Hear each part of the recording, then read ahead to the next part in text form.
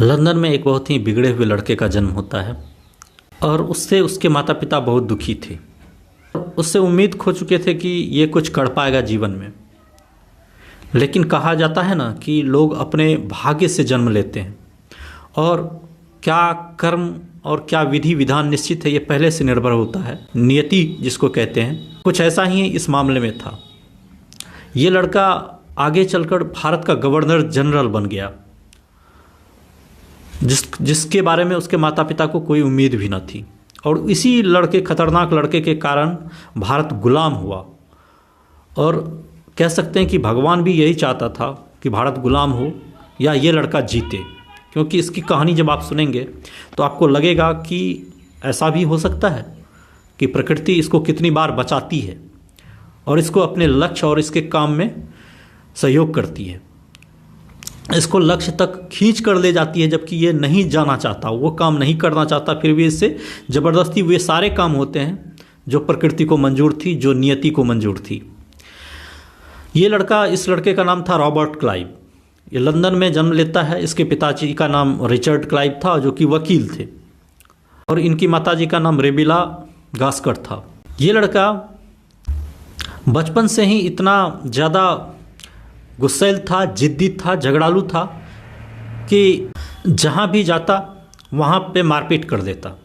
पढ़ाई में इसका मन नहीं लगता था, खेलकूद और मारपीट और झगड़े में इसका बहुत ज़्यादा मन लगता था। इसके पिताजी से दुखी थे।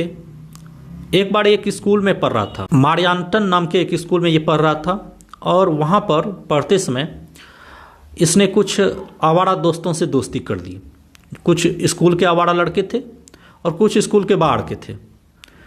वो उस एरिया के दुकानदारों को डराता था और उन दुकानदारों को वो प्रोटेक्शन मनी मांगता था। प्रोटेक्शन रैकेट ये चलाने लगा, जैसे हफ्ता वसूली कहते हैं। जैसे कोई जो गांव का, जो किसी एरिया का रंगबाज होता है, वो वसूली करता है ना कि पैसे दे दो नहीं तो तुम्हारी दुकान उड़ा देंगे। इस तरह का वो थ्रेट देता था, धमकी देता था।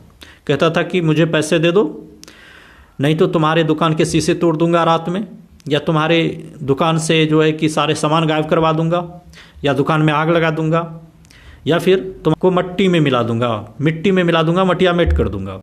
इन धमकियों से डर के दुकानदार इसको प्रोटेक्शन मनी दे दिया करते थे। इतना ही नहीं, ये अजीबोगरीब कर्तव्य करता था। वहीं पे एक सेंट मैरी नाम का एक चर्च हुआ करता था। ये चर्च पर रात में पूरे मीनार पर जाकर लटक जाता था, बहुत ऊंचे मीनार पर, मान के चलो इस तरह से जैसे मंदिर के ऊपर टॉप पर चढ़ जाना। इसी प्रकार से जैसे ताजमहल होता है, ताजमहल के चारों ओर 4 ऊंची ऊंची मीनारें हैं, उसी तरह की मीनारें चर्च में हुआ करती थी। और उस पर वो चढ़ जाया करता था और डराता था, रात में लोगों को डराता था, अपने दोस्तों से शर्त लगाता था, उससे पैसे कमाता था। तो उसकी बदमाशियों के चर्चे बहुत ज़्यादा चलने लगे। स्थानीय जो अदालतें थी वहाँ उसकी शिकायतें आने लगीं। क्योंकि उनके पिता वकील थे तो उनके पिता को केवल समझा दिया गया कि अपने बच्चे को संभाल लो नहीं तो ये जेल चला जाएगा। तो उस समय वकीलों की और ज़्यादा महत्ता थी। आज भी वकील और जजों की महत्ता ज़्यादा है, तो उस समय भी हुआ करती थी। तो इसलिए उसे लगा कि ये मेरे नाम पर धब्बा है, ये लड़का मेरे इज्जत डुबा रहा है, और या तो ये उल्टे सीधे कारनामा के कारण मारा जाएगा या ये जेल जाएगा, इसलिए इसको यहाँ रहने से कोई फ़ायदा नहीं है। तो उसके पिता ने सोचा कि इसको इंग्लैंड से बाहर भेज दिया जाए, तो ये इसको काम पर भेज दिया जाए। यहाँ जान पहचान है इसलिए ये उल्टी सीधी हरकतें करता है।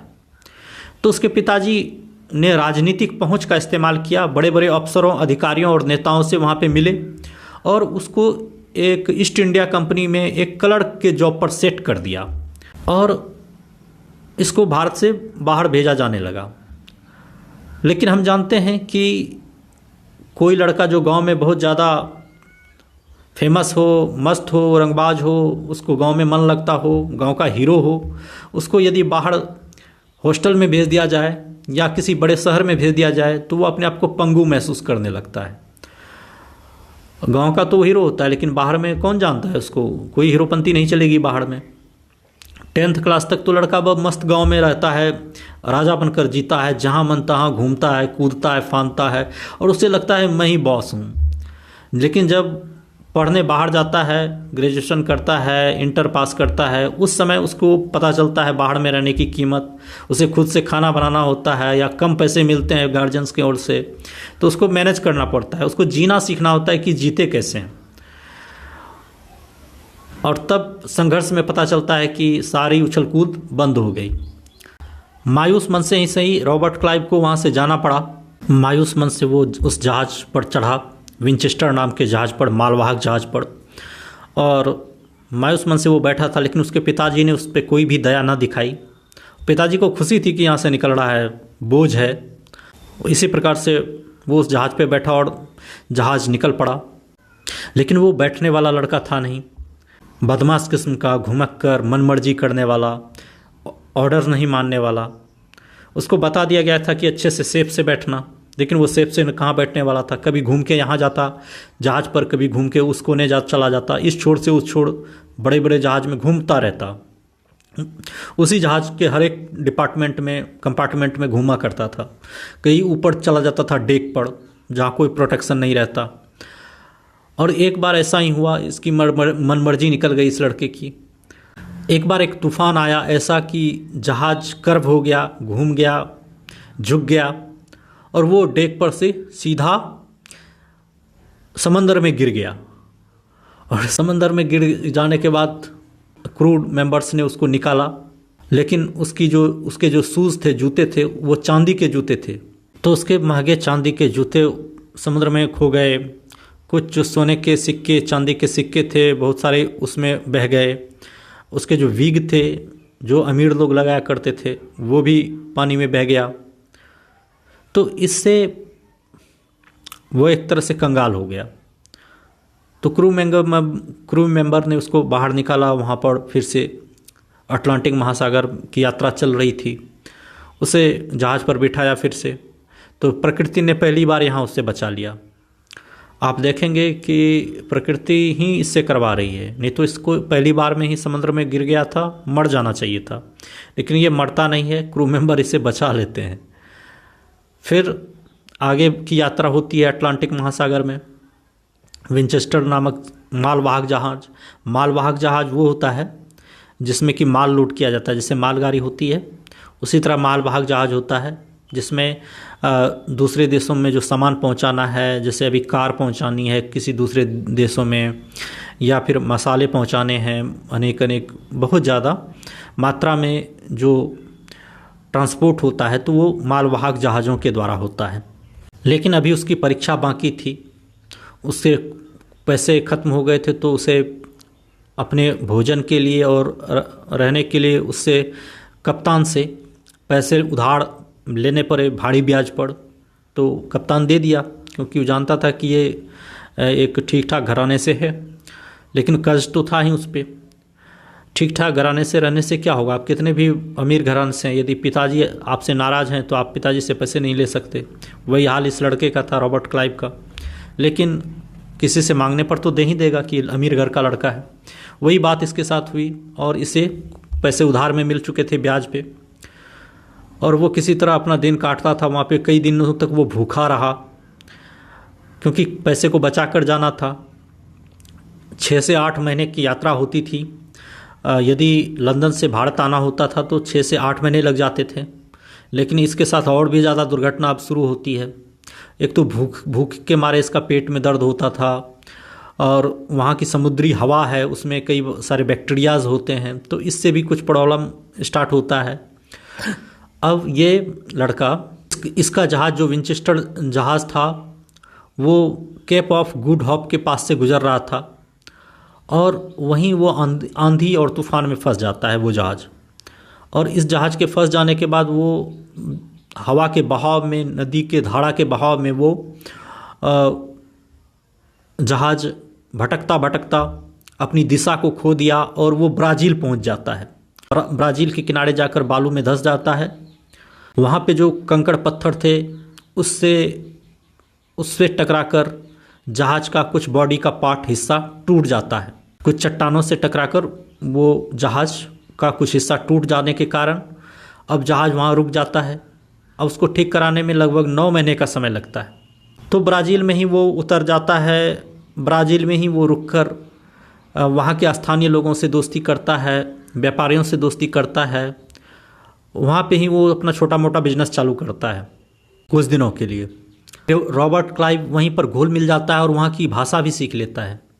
लेकिन ये अमीर लड़का था, अय्याशी की आदत थी, अमीरजादे की तरह रहने की आदत थी। तो वहाँ पे वो जुआ खेलने लगता है। जुआ खेलने के कारण कई बार पैसे हारता है, कई बार जीतता भी है। जब पैसे जीतता है तो वो लड़कियों में उड़ाता है, शराब में उड़ाता है, पार्टी में उड़ाता है, वैश्यालियों में जाता है। 17-18 की एज थी सारा, और नियंत्रण तो किसी का था नहीं।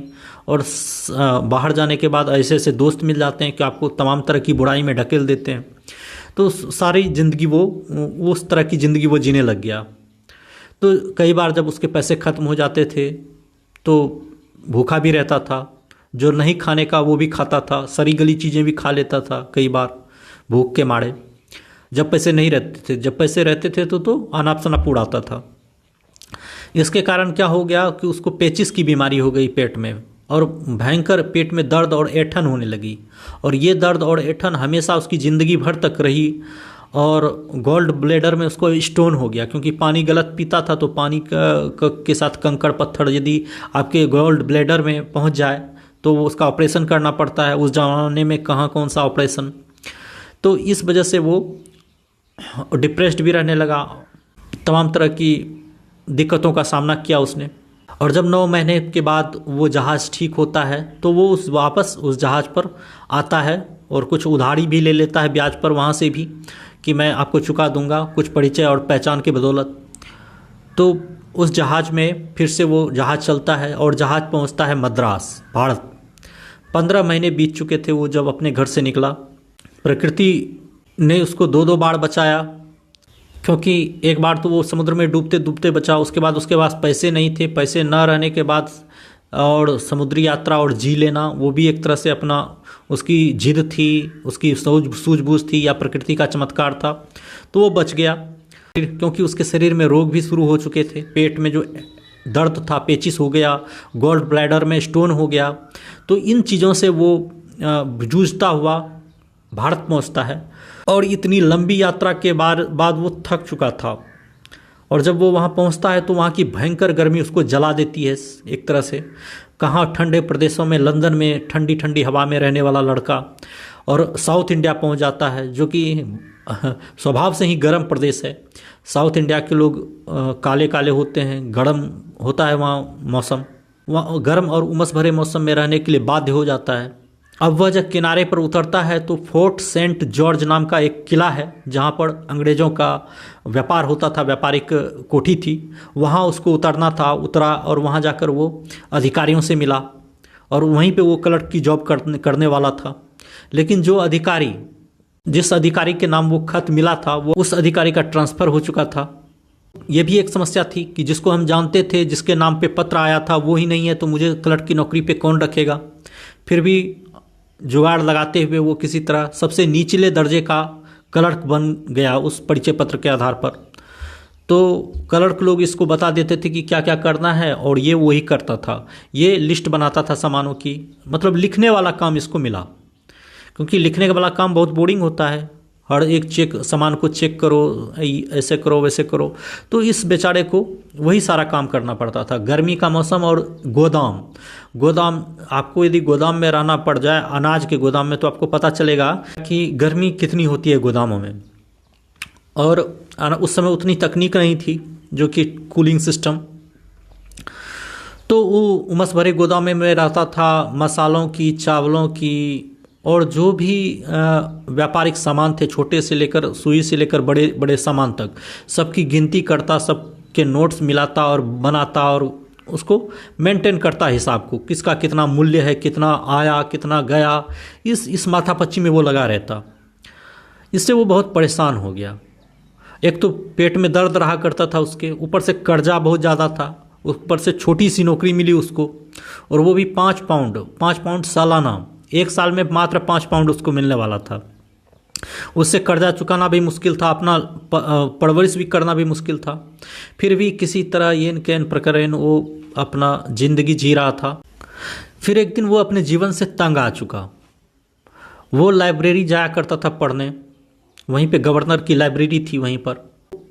वो लाइब्रेरी में जाकर अपने बंदूक निकालता है और बंदूक अपनी कनपट्टी में सटा लेता है कि अब मैं मर जाऊंगा, अब मैं नहीं जी सकता, इतना झेल नहीं सकता, पेट में दर्द है, इतनी गर्मी है, पैसा बहुत कम है, ऊपर से कर्जदारों का पैसा है, मैं कैसे दे पाऊंगा, कैसे जी पाऊंगा। वो अपने सिर में गोली मारने की प्रयास करता है और गोली जैसे मारता है तो गोली से धुआं तो निकलता है लेकिन गोली फायर नहीं हो पाती, मिस फायर हो जाता है। अब एक बार बच गया, फिर दूसरी बार प्रयास करता है तो दूसरी बार भी वही होता है कि गोली फायर नहीं होती, बस हल्का सा धुआं निकल के रह जाता है। तो इससे उसको लगा कि भगवान मुझे बचाना चाहते हैं, और जब भगवान ही बचाना चाहते हैं तो मुझे मरना नहीं चाहिए, भगवान मुझे किसी बड़े काम के लिए सोच रहे हैं और मेरा जीवन अच्छा होगा, ऐसा उसका विश्वास रहा। तो उसने मरने का ख्याल त्याग दिया और अपने एक दोस्त से कहा कि इस गोली को फायर करो तो खिड़की की ओर। तो जब वो खिड़की की ओर फायर करता है तो गोली छूट जाती है, तो उसे पक्का विश्वास हो जाता है कि ये भगवान ही मुझे बचा रहे थे। 2 बार फायर करने के बाद मैं मरा नहीं और तीसरी बार खिड़की की ओर फायर करने के बाद मैं मर गया, तो ये इसका सबूत है कि भगवान मुझे बचाना चाहते हैं। तो उस दिन से वो मरने का ख्याल त्याग देता है और लाइब्रेरी में पढ़ने लगता है। लाइब्रेरी में इतिहास पढ़ता है, पॉलिटिक्स पढ़ता है, युद्ध नीति पढ़ता है, और जितना भी ज्ञान विज्ञान की चीज़ें थी वो हर दिन अपना समय उसी में पढ़ाई में लगा देता है। इससे उसका क्वालिटी बढ़ जाता है, इससे उसके सोचने समझने की क्षमता बढ़ जाती है। आगे चलकर ये एक महान गवर्नर बनता है अपने साम्राज्य के लिए, और इतने पैसे कमाता है, इतना धन कमाता है कि पूरे भारत को ही लूट के चला जाता है ये। और यही है रॉबर्ट क्लाइव। इसकी और आगे की कहानी चरणबद्ध ढंग से कहेंगे क्योंकि ये वीडियो लंबा हो चुका है और मैंने इसके भारत पहुंचने तक की घटना का वर्णन किया है। ये आगे की घटना और भी रोचक है, तो उसको आगे पार्ट में सुनेंगे। यदि आप सुनना चाहें तो कमेंट करें कि पार्ट 2 लेकर आएँ। धन्यवाद।